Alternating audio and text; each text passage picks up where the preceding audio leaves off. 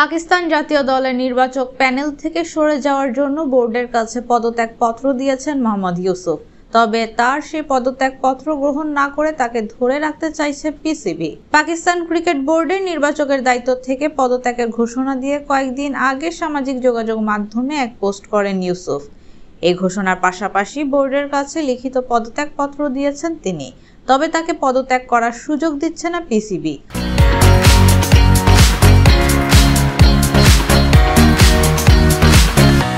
অভিজ্ঞ এই ক্রিকেটারের অভিজ্ঞতাকে আরো কাজে লাগাতে যাচ্ছে পাকিস্তান ক্রিকেট বোর্ড।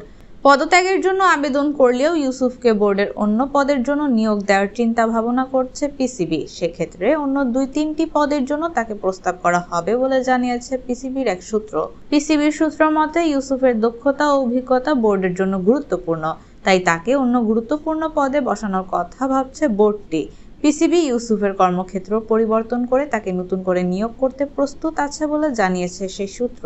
এক টুইটার পোস্টে পদত্যাগের ঘোষণা দিয়ে ইউসুফ বলেন, ব্যক্তিগত কারণে আমি পাকিস্তান ক্রিকেট দলের নির্বাচকের পদ থেকে পদত্যাগের ঘোষণা দিচ্ছি। এই অবিশ্বাস্য দলকে সেবা করা আমার জন্য অনেক বড় সুযোগ এবং পাকিস্তান ক্রিকেটের উন্নতি ও সাফল্যে অবদান রাখতে পেরে আমি গর্বিত।